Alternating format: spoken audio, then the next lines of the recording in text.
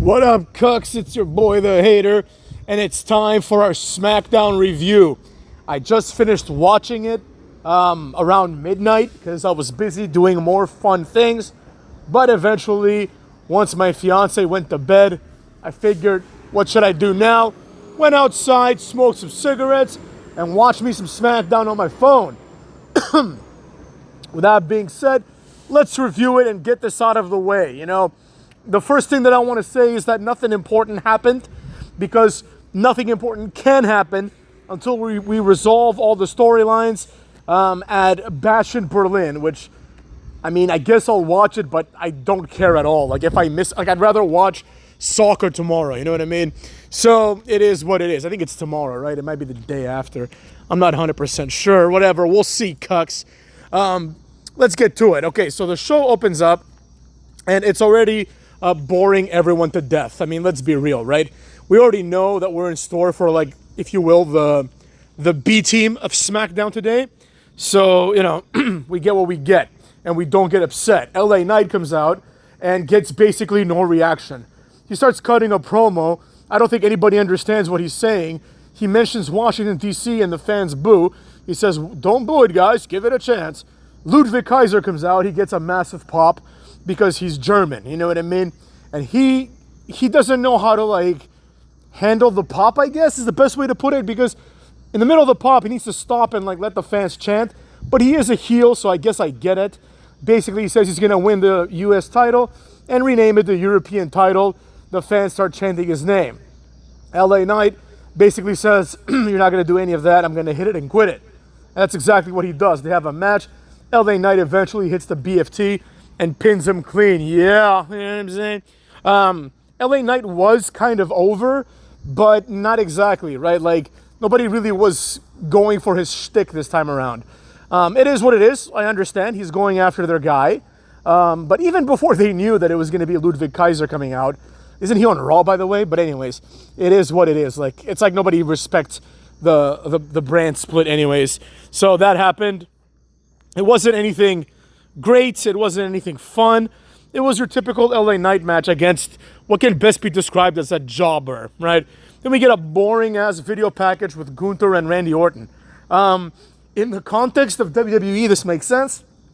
In the context of SmackDown, it doesn't really make sense. This is a Raw program, and I don't know why SmackDown would be advertising Raw, right? Back in the day, there was like a rivalry between the two, and SmackDown sometimes showed the highlights of Raw, but not usually, right? So that happens. Nobody cares. Up next, Apollo Crews and Baron Corbin make their way to the ring as we go to break. So immediately, you're just like, all right, what kind of jobber-ass match are we going to see next, right? Remember when everyone said that Baron Corbin was going to get a massive push after his NXT run, and the haters said, no, he won't? Well, here we are, you know what I mean? The match itself wasn't that bad. It was Apollo and Baron versus Los Garza, which is, of course, Angel Garza and Humberto Carrillo, right? More like Los Jobbers. But the match was pretty good. They did a lot of cool spots. At the end of the day, it's like Apollo Crews is a very talented guy physically, you know what I mean? This guy, like, he's another one who is, I think, of African descent.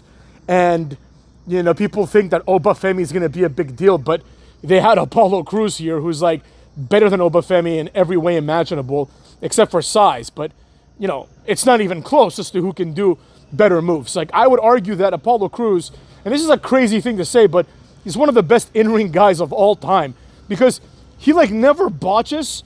He can do it all. He does power moves. He does high-flying moves. He's believable in both. You know what I mean? He's, like, an incredible in-ring guy. But once again, we know that this has nothing to do with in-ring accomplishments. He's unfortunately a boring motherfucker. You know what I mean? But, like, when people were saying, like, Apollo Crews sucks, but Nakamura's good on the ring, it's like, come on, you know what I mean? Like, we all know that's horseshit. Like, compare Nakamura to this guy. Like, Apollo Crews did more moves in this match than Nakamura has done in his WWE career. So, anyways, the match was pretty good, but, you know, it doesn't really matter who wins because they're both jobber teams.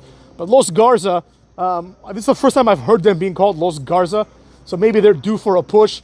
They did some pretty cool moves, too. Humberto Carrillo did this, like, you know, springboard enziguri type situation, almost like a disaster kick, like a flying chuck that Morrison used to do.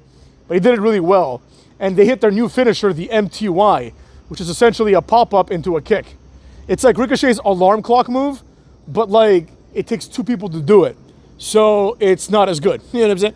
There you have it.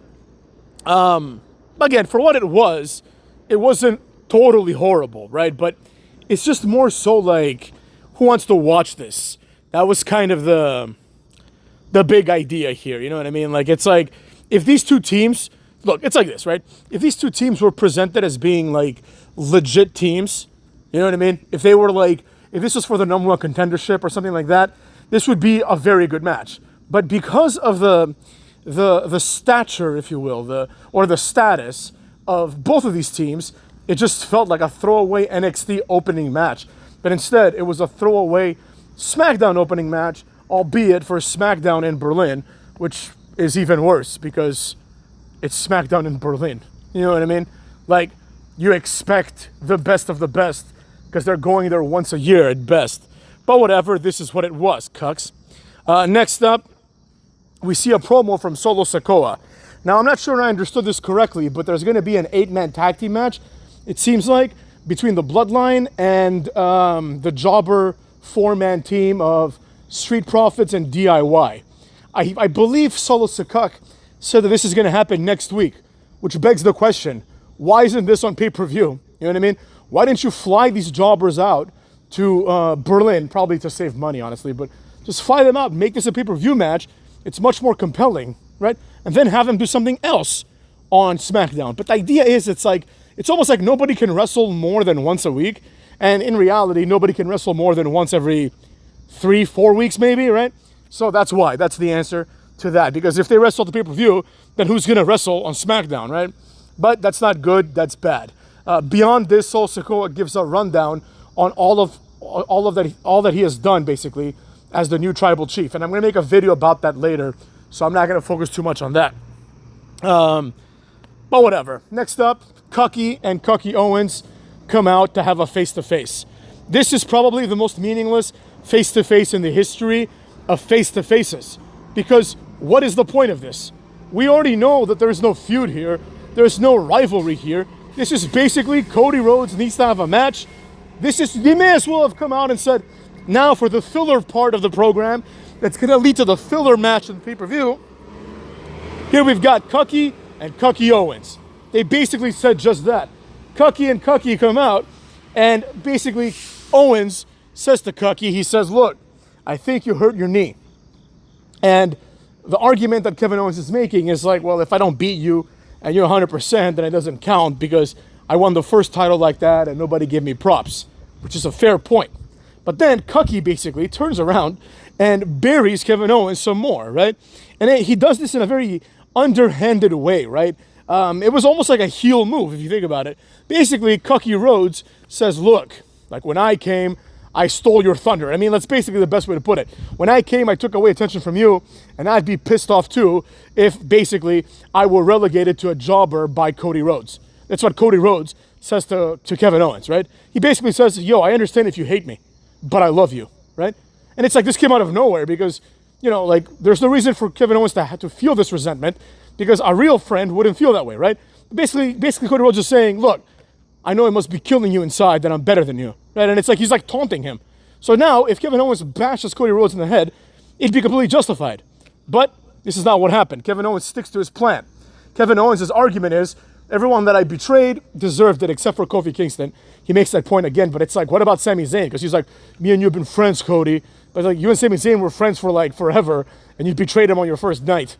So, you know what I mean? Like that's not a good argument. But anyways, nothing comes of this, and basically the storyline turns into a friendship storyline. Cucky Rhodes asks, when I beat you, are we still going to be friends? Because Kevin Owens dares to say that he's going to win, and Cucky basically says, no, you're not. You know, don't forget, you're a jobber. And basically, he may as well have said, don't forget, you don't deserve this. And that's essentially what this felt like, right? So it's like the storyline essentially is a mix of, are we friends? Are we still going to be friends? And Kevin Owens saying, I don't deserve it. And Cody Rhodes telling him, yes, you do. Then afterwards telling him, but I'm going to beat you. So it's like, if the foregone conclusion is that Cucky Rhodes is going to beat Kevin Owens, then that seems to me that the real conclusion for the fans should make is that Kevin Owens does not deserve it, right? Because if it's axiomatic, like if we know for a fact that Cody Rhodes is going to win, which is actually true, there's a 0 chance Kevin Owens wins. You know, if we know that Cody Rhodes is going to win, then he doesn't deserve it. Kevin Owens doesn't deserve it. It's like you could give it to anybody, right? If we know he's going to lose, you could give it to S.A. Rios. A returning S.A. Rios would have the same impact. But whatever.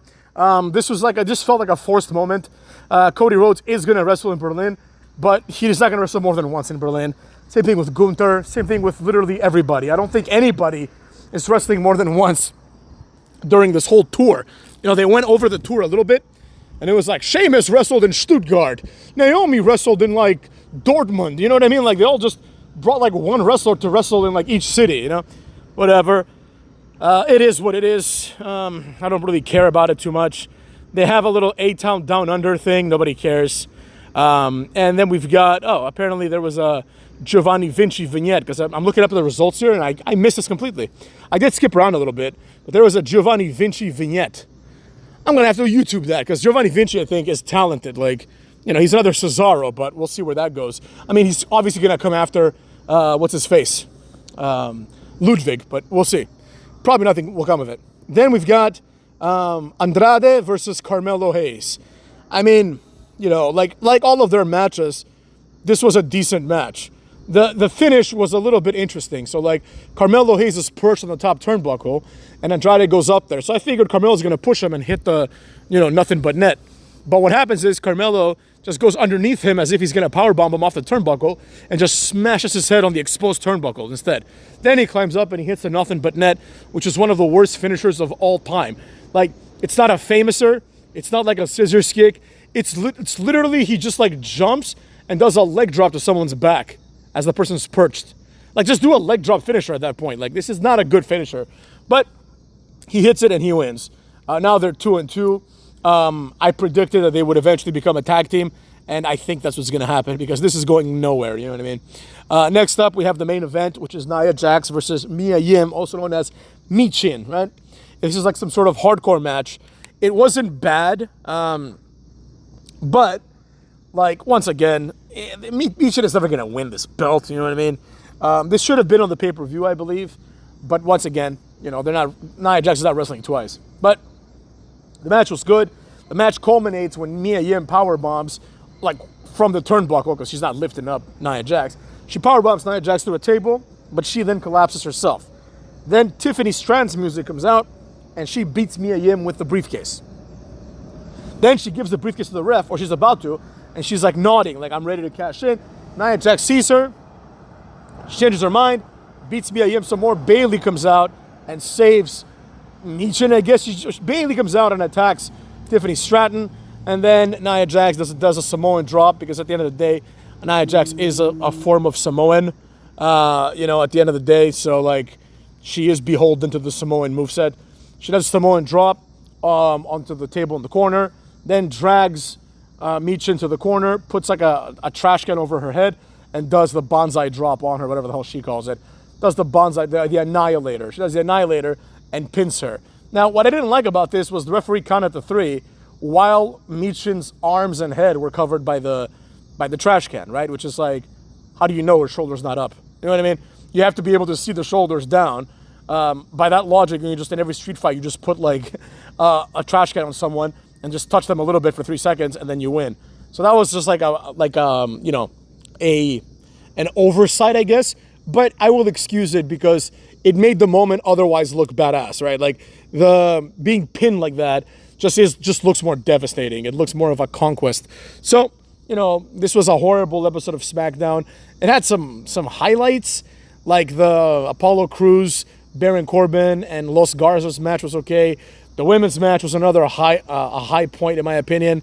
But that's about it. Like, otherwise it just felt like a filler show.